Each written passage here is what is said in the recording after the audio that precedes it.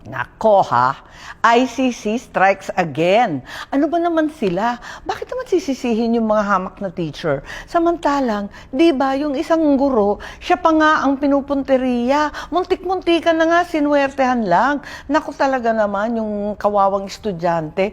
Tapos, ano naman ang malay ng mga teacher? Pambihira naman to. Talaga naman, hindi ba dapat kung magtuturuan at magsisisihan na naman tayo, ang una dapat yung mga nagmo-monitor at nagre-regulate niyan, yung mga ahensya ng gobyerno. Mag-umpisa tayo sa DICT. Secretary Henry Hoy Gising, ang CICC, yung Criminal Investigation. Hindi ba kasali kayo? Yung NTC, Telecommunications. Ayan, bakit nakaka-online yung mga ganyan?